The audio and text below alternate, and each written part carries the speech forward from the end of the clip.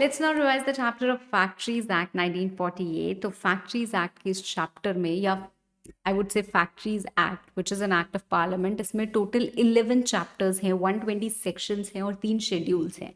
पर सारे के सारे सेक्शंस हमें नहीं पढ़ने हैं. इनफैक्ट अगर मैं बात करूं तो चैप्टर नंबर 11 जो है वो हमें बिल्कुल भी नहीं पढ़ना है, वो सप्लीमेंटल कुछ बातें रहती हैं. तो जो सेक्शंस हमें पढ़ने हैं उनको कंप्राइज करके आज हम रिविजन यहाँ पे करने वाले हैं. सबसे पहली बात करें फैक्ट्रीज एक्ट क्या है. एक लेबर लॉ है, we all know that right. तो फैक्ट्री में काम करने वाले जो वर्कर्स होते हैं हमारे, उनके बेनिफिट के लिए, उनकी सेफ्टी के लिए, उनके हेल्थ के लिए, उनके वेलफेयर के लिए ये पर्टिकुलर लॉ लाया गया है, ये पर्टिकुलर प्रोविजन लाया गया है. Now this is being administered by state government. Time and again आप देखोगे कि पूरे एक्ट में आपको देखिएगा that power to make rules has been given to state government. तो जगह जगह स्टेट गवर्नमेंट अपनी स्टेट के हिसाब से कुछ रूल्स बना सकते हैं, कुछ इंस्पेक्टर्स को अपॉइंट कर सकते हैं, कुछ सर्टिफाइड सर्जन्स हैं. There are lot of authorities which are involve in this act and they have a role to play, a significant role to play. ठीक है. पर्पस या इंटेंशन इस पूरे के पूरे एक्ट का सिर्फ यही है कि आप हेल्थ, सेफ्टी और वेलफेयर ऑफ द वर्कर्स को प्रमोट करना चाहते हो. ठीक है. यार एक छोटा सा बच्चा अगर स्कूल जाता है तो स्कूल की रिस्पॉन्सिबिलिटी बन जाती है टू एंश्योर कि स्कूल की प्रीमाइसेस क्लीन है, टू एंश्योर कि उनका जो चिल्ड्रन आ रहे हैं पढ़ने वो सेफ हैं कि नहीं.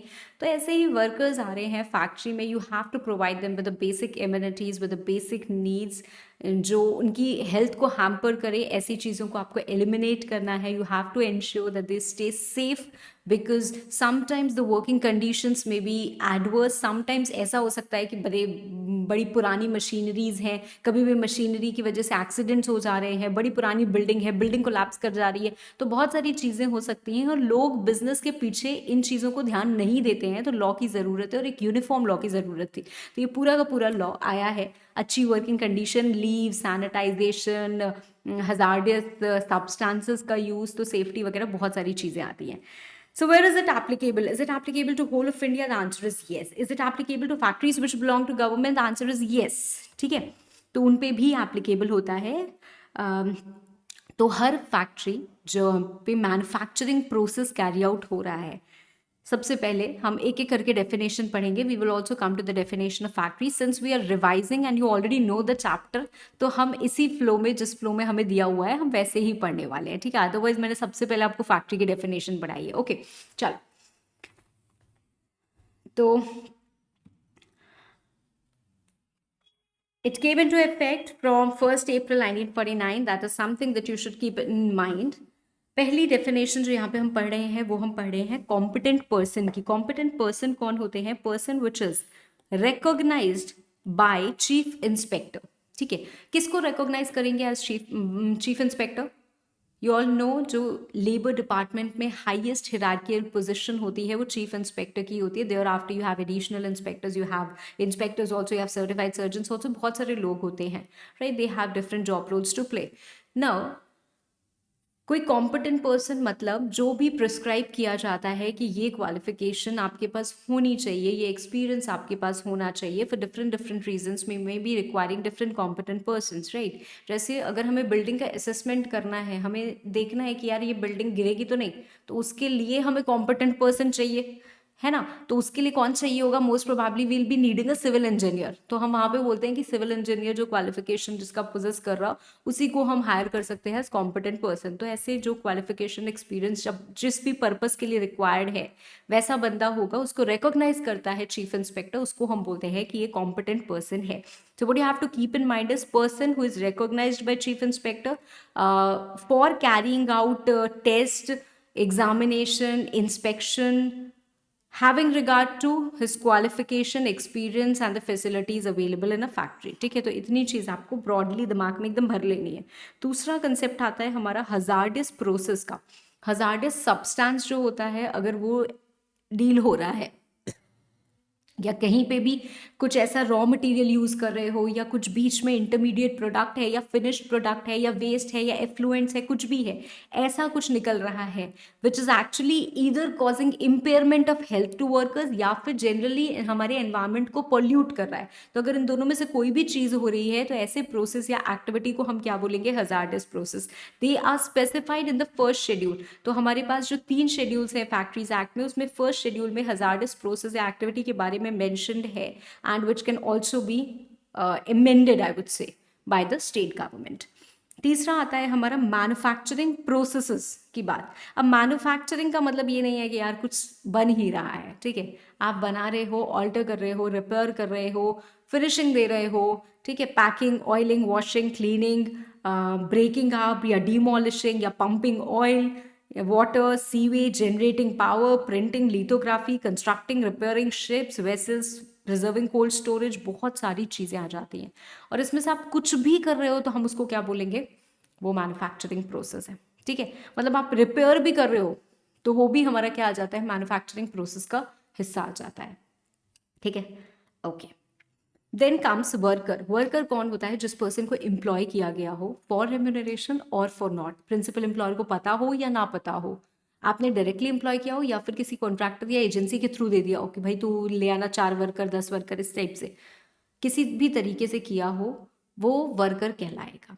वो एंगेज्ड होना चाहिए in either the manufacturing process और क्लीनिंग और क्लीनिंग द प्रोमाइसेस और क्लीनिंग द मशीनरी, या फिर कोई भी और इंसिडेंटल वर्क और necessary work which is associated with the manufacturing process, ठीक है। तो मतलब अगर मैं बात करूँ जैसे कैंटीन में वो होते हैं, वो भी हमारे वर्कर्स ही इंक्लूड हो जाते हैं, पर एक स्पेसिफिक एक्सक्लूजन है जो आप सबको दिमाग में रखना है और याद रखना है, वो क्या है, मेंबर ऑफ आर्म्ड फोर्सेस। तो member of armed forces worker नहीं कहलाएगा, ठीक है। अब आती है हमारी बात फैक्ट्री की, ठीक है। फैक्ट्री क्या होती है, कोई भी premises including its adjoining areas, precincts जिसको हम बोलते हैं, जहां पे अगर पावर का यूज करके विद एड ऑफ पावर हो रहा है तो 10 या उससे ज्यादा वर्कर्स काम कर रहे हैं, या फिर विदाउट एड ऑफ पावर हो रहा है तो 20 या उससे ज्यादा वर्कर्स काम कर रहे हैं, या फिर ऑन एनी डे, मतलब पिछले 12 महीने में उन्होंने किसी भी एक दिन ज्यादा इतने वर्कर्स को काम किया है तो आपके ऊपर एप्लीकेबिलिटी तो लग गई, ठीक है, तो आप फैक्ट्री तो कहला गए, ठीक है। And in any part of which manufacturing is carrying out. देखो अगर जैसे हम बात कर सकते हैं कि एक शुगर फैक्ट्री है और वो सीजनल है, मतलब वो साल भर में सिर्फ 5 महीने ऑपरेट करती है, तो क्या वो फैक्ट्री है, द आंसर इज येस।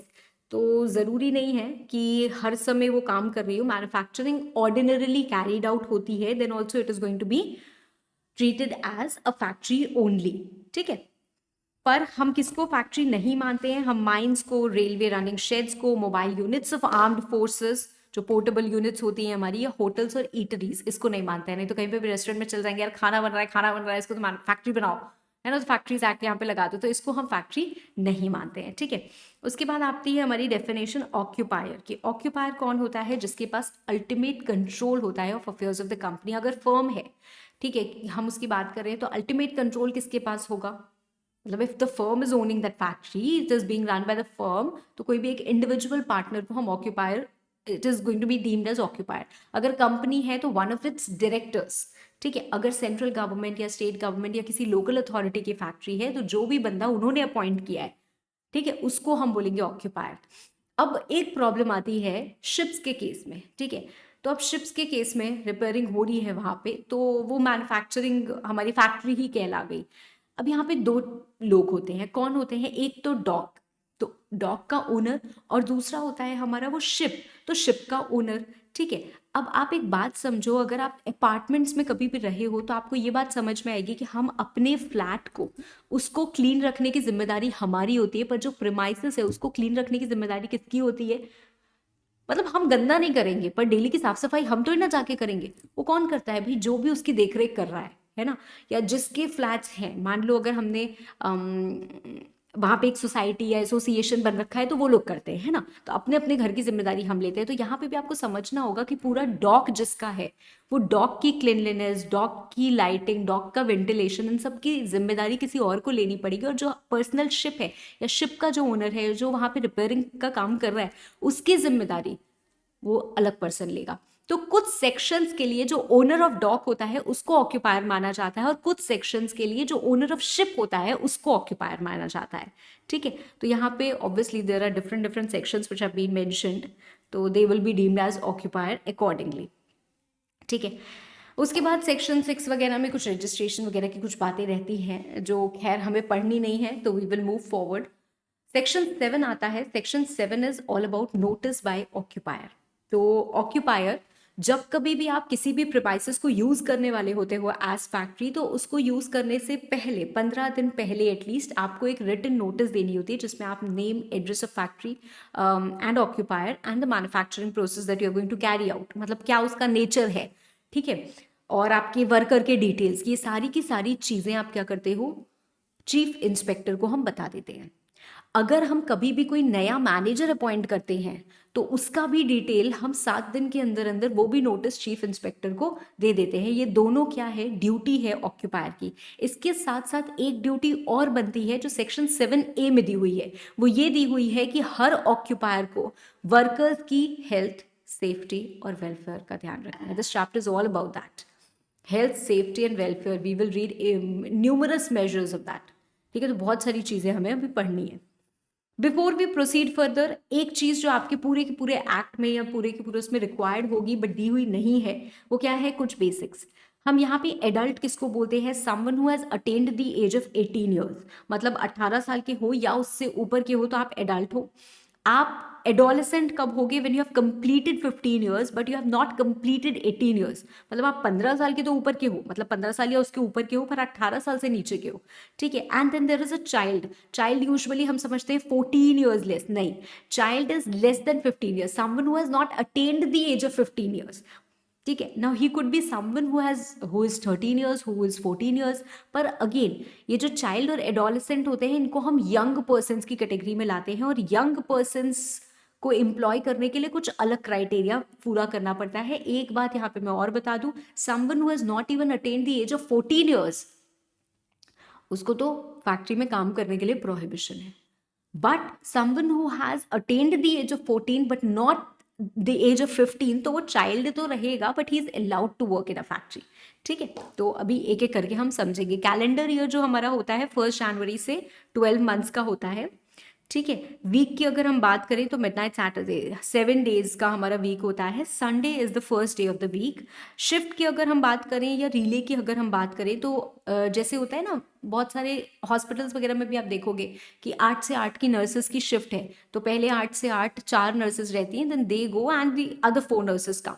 तो ये जो 4 नर्सेस का ग्रुप है ये क्या कहलाता है, एक रिले कहलाता है। ऐसे ही फैक्ट्रीज में भी होता है, ये पर्टिकुलर मशीनरी एम्प्लॉयड है, यहाँ पे 4 लोग हैं जो ये काम कर रहे हैं, ये 4 हटेंगे दूसरे 4 आएंगे, तो ये 4 हटेंगे जब एक शिफ्ट ओवर हो जाएगी। ठीक है, तो one that period is called a shift and this group is called as a relay.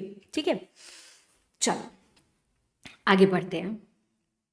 Section 8 और 9 में हम पढ़ते हैं इंस्पेक्टर के बारे में। स्टेट गवर्नमेंट के पास पावर है, जैसे मैंने आपको बताया, कि वो कुछ पर्सन्स को विद प्रिस्क्राइब्ड क्वालिफिकेशन अपॉइंट कर सकते हैं एज इंस्पेक्टर। अब ये इंस्पेक्टर क्या क्या कर सकता है भाई, ये किसी भी जगह घुस के देख सकते हैं कि यार तुम फैक्ट्री तो नहीं चला रहे हो, हमको तो सस्पिशन है यहाँ पे कुछ मैन्युफैक्चरिंग हो रही है और यहाँ पे फैक्ट्री इसको कहलाएगा। ये फैक्ट्री क्यों कहलाएगी, क्योंकि आपने 20 लोगों को एम्प्लॉय कर रखा है, और 20 लोगों को एम्प्लॉय कर रखा है, आप काम करा रहे हो, आप इनको बेसिक एम्यूनिटीज नहीं दे रहे हो, कुछ नहीं दे रहे हो, ये इतने छोटे से कमरे में आपने 25 लेबर्स लगा रखे हैं, तो ये तो बहुत नाइंसाफी है। तो अगर उनको शक होगा, they will enter into that place and they will examine that place. So they can examine the premises, they can examine a particular plant also, they can examine a particular article also. ठीक है, अगर उनको कोई accident के बारे में पता चलता है कि यहाँ पे किसी की डेथ हो गई, यहाँ पे किसी की डिसेबिलिटी हो गई because of conditions of work, तो भाई वहाँ जाएंगे, वहाँ पे एग्जामिन करेंगे, लोगों की स्टेटमेंट ले लेंगे, क्या आपको सुख सुविधा मिलती है कि नहीं मिलती है, क्या आपका इतने सारे आप वर्कर्स जो फर्स्ट एड बॉक्स रखा है कि नहीं रखा है, कभी किसी को चोट तो नहीं लग जाती है।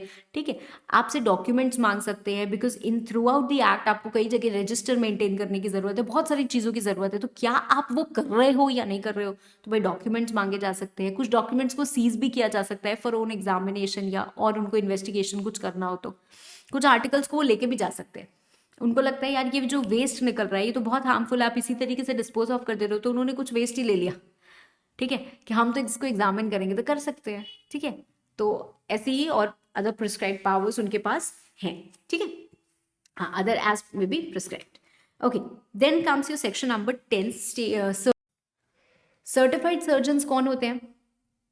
अगेन स्टेट गवर्नमेंट उनको अपॉइंट करती है, ठीक है, पर किसको अपॉइंट करती है? Certified surgeons. अब किसी को चीरफाड़ नहीं करनी है, सर्जरी नहीं करनी है, यहाँ पे मेडिकल प्रैक्टिशनर होते हैं, ठीक है। क्यों उनको अपॉइंट करने की जरूरत है? उनके देखो 3 काम है। पहला, वो सर्टिफिकेशन करते हैं। किसका सर्टिफिकेशन करते हैं? वो सर्टिफिकेट ऑफ फिटनेस ग्रांट करते हैं। देखो जो एडल्ट है वो तो अपना देख समझ लेगा, बट जो यंग पर्सन हैं उनको एक सर्टिफिकेट ऑफ फिटनेस चाहिए होता है इस एक्ट में कि हम we are fit enough to work in a factory. तो वो कौन देगा? सर्टिफाइड सर्जन देगा आफ्टर ही एग्जामिन्स देम। दूसरा, कई बार ऐसे लोग जो डेंजरस प्रोसेसेस में लगे हुए हैं उनको एग्जामिन करना होता है, ठीक है। तीसरा, medical supervision. Medical supervision 3 cases में। पहला, भाई कंडीशंस ऑफ वर्क ऐसी हैं कि लोग बीमार पड़ रहे हैं और बहुत सारी इलनेस रिपोर्ट हो रही है, तो वहाँ पे मेडिकल सुपरविजन। ऐसी सिचुएशन है कि मैन्युफैक्चरिंग प्रोसेस कोई चेंज हुआ है, या फिर आपने कोई सब्सटेंस चेंज किया, या फिर कोई नया मैन्युफैक्चरिंग प्रोसेस कर रहे हो, या कोई नया सब्सटेंस लेके आए हो, तो उसकी चेंज की वजह से, उस नएपन की वजह से देयर आर हाई चांसेस कि भाई वर्कर्स की हेल्थ पे इम्पैक्ट हो सकता है या उनको इंजरी हो सकती है, तो वहाँ पे मेडिकल सुपरविजन की ज़रूरत है। कई बार ऐसा भी हो सकता है, although it is not allowed, but young persons are employed in such a work कि उनकी हेल्थ हैम्पर हो रही है, तो वहाँ पे मेडिकल सुपरविजन, ठीक है। अब आते हैं हम एक एक करके वेलफेयर मेजर्स में। सबसे पहले हम बात कर रहे हैं हेल्थ मेजर्स की, ठीक है। हाँ, वेलफेयर मेजर्स। वेलफेयर मेजर्स क्या? Welfare is a broad thing, I would say. यहाँ पे these are exactly not welfare measures, but I would say health measures, ऐसे ही लिख लेते हैं। हाँ, ठीक है। हाँ, वेलफेयर में सब चीजें आ जाती हैं, ऐसा नहीं है कि यहाँ पे कुछ गलत लिखा हुआ है, बट क्योंकि हम उसके नीचे डायरेक्टली हेल्थ वाले पढ़ रहे हैं तो इसलिए मैंने काट के ऐसे हेल्थ मेजर्स ही लिख दिया है, ठीक है। तो सबसे पहली चीज क्या आती है? क्लीनलीनेस। क्लीनलीनेस क्या रखनी है? हाँ मैम, ऑफ कोर्स रखनी है। Clean and free from effluvia. Effluvia क्या होता है बच्चों? जैसे गंध, आप समझ लो, है ना। तो वो जो अनप्लेजेंट सा ऑर्डर आता है ना, उसको हम बोलते हैं एफ्लूविया। तो भाई ऐसा नहीं आना चाहिए, क्लीन फ्री एनवायरनमेंट रखना है। जो भी डर्ट वगैरह फ्लोर्स, बेंचेस, स्टेयर केस पे सब पे आ जाए उस कप को साफ कर दो। इफेक्टिव ड्रेनेज रखो। इसके अलावा कुछ चीज़ें होती हैं जो रेगुलरली हमें करनी होती है। कौन कौन सी चीज़ें? पहली बात अगर हम करें तो हर वर्क रूम की सफाई वंस इन एवरी वीक, ठीक है। तो वीकली करनी है। कैसे करनी है भाई? कोई भी डिसइंफेक्टेंट, जैसे हम लोग अपने घर में लाइजॉल वगैरह यूज़ करते हैं, वैसे आप कोई भी मेथड से काम कर सकते हैं। दूसरी बात आती है हमारी वाइट वॉश की। वाइट वॉश हमें कब कराना है? Once in 14 months. तीसरी बात आती है, जैसे अगर हमारा सरफेस पे पेंट या वार्निश वगैरह की हुई है तो उसको रिपेयर आप कराते रहो, कोई गड्ढे वड्ढे नहीं हो, और रीवार्निश कराओ। कब? 5 साल में एक बार, ठीक है। सरफेस अगर वॉशेबल है तो भाई उसको 6 महीने में एक बार आप वो धो देंगे।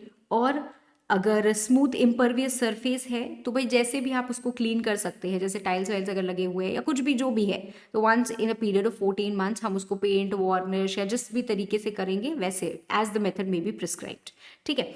सारे डोर्स, विंडोज जो भी हैं उन पे अगर वार्निश लगनी है या उनको अगर पेंट मारना है तो 5 साल में एक बार वो भी होगा। आप इसका एक रजिस्टर मेंटेन करोगे, जब भी आप ये काम कराओगे क्या करोगे? उसमें एंट्री कर दोगे, ठीक है। तो जैसे ही एंट्री होगी पता चल जाएगा। इसके बाद और हेल्थ मेजर्स कौन कौन से हैं? सेक्शन 12 बोलता है कि आपके जो भी वेस्ट निकलता है या एफ्लुएंट निकलता है उसका इफेक्टिव अरेंजमेंट करिए कि इसको डिस्पोज ऑफ कैसे करना है। सेक्शन 13 हमको बोलता है वेंटिलेशन और temperature. Ventilation is very important, ठीक है। ऐसे एकदम क्लोज कॉम्पैक्ट रूम नहीं होना चाहिए जहाँ पे एयर भी पास नहीं हो रही है। सफोकेशन फैक्ट्रीज में वैसे भी बहुत ज़्यादा होता है। So there has to be fresh air and ventilation in every work room, right. आपको कई बार अगर ऐसे वर्कर्स हैं जो बहुत हाई टेम्परेचर में कहीं काम कर रहे हैं, then that it should be separate. मतलब वो जब बाहर निकले तो उनको एक ऐसी जगह मिले जहाँ पे वो उनका टेम्परेचर को मैनेज किया जा सके, उनके टेम्परेचर को बैलेंस किया जा सके। आप कंडीशंस ऑफ कंफर्ट उनको प्रोवाइड करो, ठीक है। हाँ, नॉर्मली ये कंफर्टेबल टेम्परेचर देना ही देना है। अगर कहीं पे ऐसा है कि हाई टेम्परेचर रिक्वायर्ड है भाई तभी प्रोसेस कैरी आउट हो सकता है, तो फिर separate their processes from their rest room या जो भी आपकी चीज़ें हैं, ठीक है। सेक्शन 14 आता है हमारा डस्ट एंड फ्यूम का सेक्शन। कई बार डस्ट निकल रही है या फ्यूम्स निकल रहे हैं, so it may be injurious to health. तो पहली बात तो भाई हमें ये देखना है कि वो भर ना जाए रूम में, एक्यूमुलेट ना हो जाए। दूसरी बात हमें ये देखनी है कि इनहेल ना कर ले लोग। तो भाई बहुत ज़्यादा एक्यूमुलेट होगा तो ऑब्वियस इनहेलेशन होगा, तो इसके लिए हम करें क्या? एग्जॉस्ट लगाओ। तो एग्जॉस्ट अप्लायंस जो होता है दैट शुड बी अप्लाइड ताकि फ्यूम्स जो है वर्करूम्स में इकट्ठा ना हो। सेक्शन 15 आता है आर्टिफिशियल ह्यूमिडिफिकेशन का, ह्यूमिडिटी, आजकल तो ह्यूमिडिफायर आ रहे हैं, है ना, ताकि फ्रेश एयर हमारी बनी रहे। तो पहली बात, स्टेट गवर्नमेंट के पास पावर है कि वो रूल्स बना सकते हैं, क्या कि ये स्टैंडर्ड्स ऑफ ह्यूमिडिफिकेशन है, इस तरीके से आपको ह्यूमिडिटी को रेगुलेट करना है, इस तरीके से आपको टेस्ट करना है कि ह्यूमिडिटी कितनी है, एंड ये मेथड्स आप अडॉप्ट कर सकते हो, ठीक है। सेक्शन 16, ओवर क्राउडिंग नहीं करनी है भाई। एक रूम है तो पर वर्कर के हिसाब से एटलीस्ट 14.2 क्यूबिक मीटर की स्पेस होनी चाहिए, विच रफली comes out to be 150 square feet, ठीक है। सेक्शन 17 आता है हमारा लाइटिंग का सेक्शन। लाइटिंग का भाई हर रूम में प्रॉपर लाइटिंग होनी चाहिए, कोशिश करनी है कि भाई सनलाइट आए, अगर नहीं आ रही है तो कोई और लाइट आ जाए। कई बार आप ग्लास विंडो वगैरह तो लगा देते हो कि वहाँ से लाइट आएगी, पर वो इतनी ज़्यादा गंदी रहती है कि it obstructs the whole view, तो आ ही नहीं रही है। तो भाई साफ सफाई उसकी रखो, अंदर से बाहर से दोनों साइड से क्या करेंगे हम उसको क्लीन रखेंगे ताकि ऑब्स्ट्रक्शन कोई ना हो। And we will also prevent the glare, जैसे जो चमकता है ना कि रिफ्लेक्शन से भाई आंखों पे स्ट्रेन पड़ रहा है या एक्सीडेंट होने के चांसेस है, अचानक से वो चमका कुछ दिखाई देना बंद हो गया, तो वो सारी चीज़ें नहीं करनी है। सेक्शन 18 आता है ड्रिंकिंग वाटर का। ड्रिंकिंग वाटर हर जगह आपको प्रोवाइड करना ही करना है, so it has to be wholesome drinking water, clean, fresh. But अगर आपके 250 से ज़्यादा वर्कर्स हैं then you also have to provide cool drinking water. गर्मियों का मौसम होता है ना, तो ठंडे पानी की भी व्यवस्था करनी पड़ेगी, ठीक है। ओके, एंड जो भी आपका ड्रिंकिंग वाटर का प्लेस होगा that has to be 6 metres away from any washing place, urinals या एफ्लुएंस कहीं से भी अगर निकल रहे हैं तो उससे थोड़ा दूर रखो। मतलब सीवेज दिख रहा है यहीं पे बगल में हमने पानी लगा दिया पीने का, तो नहीं, वो कंटामिनेट हो जाता है, उससे हेल्थ पे इम्पैक्ट पड़ता है। सेक्शन 19, लैट्रीन्स एंड यूरिनल्स, ये क्या होता है भाई, सबको पता है कि क्या होता है ना। तो क्या इसको रखना है सबसे ज़्यादा ज़रूरी, भाई इसको साफ रखो, है ना, इसमें लाइट रहे, क्लीन रहे, वेंटिलेटेड रहे और सेपरेट रहे फॉर मेल एंड फीमेल। पर अगर आपके वर्कर्स 250 से ज़्यादा हैं then it has to be washed with disinfectant once in 7 days। और भाई ये सेक्शन 20 तो ये इंडिया वाला प्रोविजन बना हुआ है, सफिशिएंट स्पिटून्स, है ना, तो वर्कर्स होंगे तो ये सब चलता रहता है ना। हाँ, अब आप लोग पता नहीं क्या समझो, बट स्पिटून्स को स्पिटून्स ही समझना, ठीक है, at convenient places, that is something which is needed. Next we come to chapter 4 of the act which talks about safety measures, ठीक है। तो सेफ्टी मेजर्स क्या है, ये आइडियली हमको पढ़ने ही नहीं है, ठीक है। सेफ्टी मेजर्स के बहुत सारे प्रोविजंस हैं, बट सेपरेटली हमको अलग अलग अलग सेक्शंस नहीं पढ़ने, हम डायरेक्टली ये क्या पढ़ रहे हैं, उसके बाद हम वेलफेयर मेजर्स पे आ जाते हैं। खैर, सेफ्टी मेजर्स में क्या है, फेंसिंग ऑफ मशीनरी, भाई मशीनरी है तो उसके अगल बगल कुछ वो होना चाहिए, ऐसा नहीं होना चाहिए कि वर्कर्स एकदम क्लोज मशीनरी तक पहुंच जा रहे हैं, बिकॉज अगर वो वहां तक पहुंच जाएंगे तो वो कॉन्टैक्ट में आके कभी भी मशीनरी के कोई भी पार्ट में उनका कपड़ा फंस सकता है, कुछ भी हो सकता है, तो एक्सीडेंट ज़्यादा हो जाएंगे, ठीक है। तो कई बार machinery they are in motion, so we should not work near the machinery, ठीक है। अगर हम काम कर रहे हैं तो उसके रिस्पेक्ट में provisions, right. Employment of young persons on dangerous machines, we should not do that, there are provisions made for that also, ठीक है। Striking gear and devices for cutting off part, कई बार इससे मशीनरी, हम घर पे भी क्या करते हैं, मिक्सी चलाया या माइक्रोवेव चलाया, अचानक से होने लगा, तुरंत we cut off the power. तो भाई मशीनरी इतनी हैवी होती है तो उसके भी पावर का कुछ होना चाहिए कि immediately we can cut off the power. Self acting machines होती हैं तो उसके लिए प्रोविजन हमारे बने हुए। केसिंग ऑफ न्यू मशीनरी, भाई नट बोल्ट अच्छे से कसो, ऐसा नहीं हो कि मशीनरी नई आई और पता नहीं कैसे आपने लगाई कि प्रॉब्लम हो गई, ठीक है। तो लिफ्टिंग मशीन सब हैवी अच्छी क्वालिटी के होने चाहिए, ऐसा नहीं हो कि भाई हम जिससे मशीन को उठा रहे हैं वो तो ऐसे लोअर क्वालिटी का था, कितना वेट वो सही नहीं पाया, उसने मशीन धड़ाम से गिराई, सारे वर्कर्स को चोट लग गई, ठीक है। हाँ, तो पिट सम्प्स, ओपनिंग इन फ्लोर्स, गड्ढे वड्ढे हो जाते हैं तो उसके लिए हम क्या करेंगे, सेफ्टी ऑफिसर्स हम अपॉइंट करते हैं, ठीक है। Precaution in case of fire, dangerous fumes, ठीक है। Safety on buildings and machinery, तो ये सारे के सारे प्रोविजंस हैं। तो जब भी आपसे सेफ्टी मेजर्स पे क्वेश्चन पूछा जाएगा तो सेफ्टी के रिस्पेक्ट में we are not reading the individual sections, you have to remember this, ठीक है। हम नहीं पढ़ रहे हैं सेफ्टी के रिस्पेक्ट में, हम बस यही पढ़ते हैं, ठीक है, बस हमको यही दिया हुआ है और कुछ नहीं दिया हुआ है। हेल्थ के मेजर्स में हमने इतने सारे सेक्शंस पढ़े, सेफ्टी के मेजर्स में ये सब सेक्शंस है बच्चों, एक एक एक एक, पर हमें पढ़ने नहीं है, ठीक है। उसके बाद आता है हमारा chapter 4A which talks about the hazardous process. उसमें हम पहला सेक्शन पढ़ते हैं साइट अप्रेजल कमिटी का। अब क्या हो रहा है, जब भी कोई फैक्ट्री खुलेगी जिसमें हजार्डियस प्रोसेस हो रहा है, या फिर आप उसकी एक ब्रांच खोल रहे हो, आप ऑलरेडी हजार्डियस प्रोसेस या एक्टिविटी कैरी आउट करते थे एक फैक्ट्री में, अब आप एक और फैक्ट्री खोलना चाह रहे हो, तो ऐसी सिचुएशन में क्या हो सकता है, स्टेट गवर्नमेंट क्या करती है, एक साइट अप्रेजल कमिटी को अपॉइंट करती है. Now, if I want to open a factory which is going to involve a hazardous process, I'll make an application कि आप मेरे को अप्रूवल दो. तो वो मुझसे और इन्फॉर्मेशन वगैरह मांग लेंगे, और उसके बाद ये साइट अप्रेजल कमिटी मुझसे जो भी मांगेगी इन्फॉर्मेशन, एप्लीकेशन देखेगी, they will make a report and give it to state government, and state government क्या करेगी, फिर वो एप्लीकेशन मेरी अप्रूव कर देगी. ऐसे लिख लेना, ठीक. No further approval will be required from central board या कोई भी और पोल्यूशन अथॉरिटीज, अगर हमें ये अप्रूवल मिल गया है तो, ठीक है. ओके, इसके बाद ये सारी कुछ ना कुछ ड्यूटीज़ वगैरह आती हैं, और इसी में से अगर हम कुछ पूरी नहीं करते हैं, 41H 41C कुछ चीज़ें हैं, तो उसके ऊपर हमारे ऊपर पेनाल्टी भी लगती है जो सेक्शन 96A में दी हुई है, ठीक है. ना ऑक्यूपायर की ड्यूटी बनती है अंडर सेक्शन 41B कि वो डिस्क्लोज करे कुछ इन्फॉर्मेशन. कौन सी इन्फॉर्मेशन, हेल्थ हजार्ड्स क्या हो सकते हैं, अगर आप इस फैक्ट्री में काम करोगे तो भाई ऑब्वियसली ये चीज़ें होती हैं, तो this is a health risk which में अकर, ठीक है. तो आपको ये इन्फॉर्म करना है पहले से ही, ठीक है, जो भी डेंजर्स है विच मे बी प्रोन, तो you have to disclose information regarding the danger. आपको एक डिटेल्ड पॉलिसी बनानी है, हेल्थ पॉलिसी और health and safety, that is also something that you have to disclose. फिर disaster control plan, because factory है भाई, कुछ भी हो जाए तो आपको कैसे बाहर निकलना है, तो ऑन साइट इमरजेंसी प्लान जो होता है वो आपका हमेशा रेडी होना चाहिए.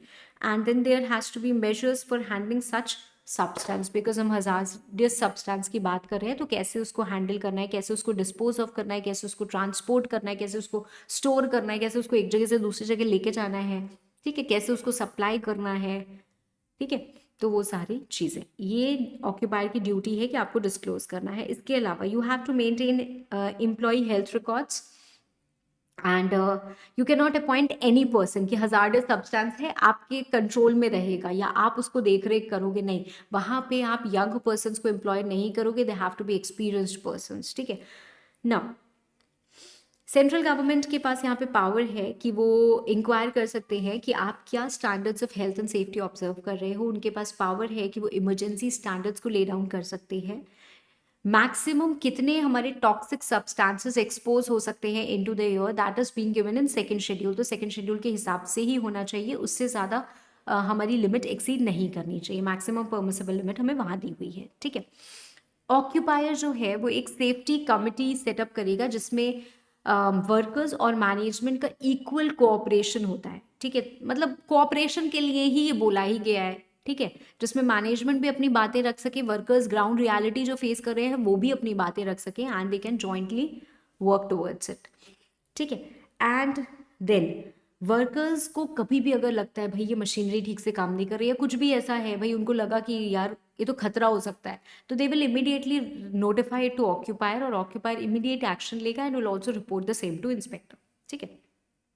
अब आते हैं हमारे वेलफेयर मेजर्स, चैप्टर 5 में जो आते हैं, ठीक है. वेलफेयर मेजर्स में सबसे पहला क्या है, सेक्शन 42 वॉशिंग फैसिलिटीज. भाई वॉशिंग फैसिलिटीज आपको प्रोवाइड करनी है, हाँ, कपड़े धोने की, ठीक है. तो एडिक्वेट सूटेबल फैसिलिटीज होनी चाहिए, मेल फीमेल के लिए सेपरेटली होनी चाहिए, साफ सुथरी रहनी चाहिए. सेक्शन 43 आता है हमारा place for keeping clothes and for drying also wet clothes, ठीक है. तो अब कहीं पे भी तो नहीं रख दिए जाएंगे, एक जगह होनी चाहिए भाई. We come to the factory, we change into our uniform और whatever we have to wear, तो जो हमारे क्लोथ्स हैं जो उतरे हैं वो कहाँ रखे जाएंगे, ठीक है. तो सूटेबल प्लेसेस हम बनाएंगे and arrangements has to be made. Section 44 आता है अरेंजमेंट्स फॉर सिटिंग. देखो बहुत सारे वर्कर्स ऐसे होते हैं जो फैक्ट्री में स्टैंडिंग पोजीशन पे बहुत घंटों काम करते हैं, तो भाई उनके लिए व्हेन दे आर रेस्टिंग, जब उनको रेस्ट टाइम मिलता है तो वो कहाँ पे बैठेंगे उसका प्रोविजन बनाना. Section number 45 first aid appliances हर किसी के पास होनी चाहिए, हर फैक्ट्री में होनी चाहिए, 150 वर्कर्स पे एक होनी चाहिए, एंड सेपरेटली रखी जाएगी in charge of a person जिसको एटलीस्ट फर्स्ट एड ट्रीटमेंट करना आता हो, ठीक है. अगर आपके वर्क फैक्ट्री में 500 से ज़्यादा वर्कर्स हैं तो ambulance nursing staff at all times वो भी होना चाहिए, ठीक है. फिर आता है हमारा सेक्शन नंबर 46 कैंटीन्स के बारे में.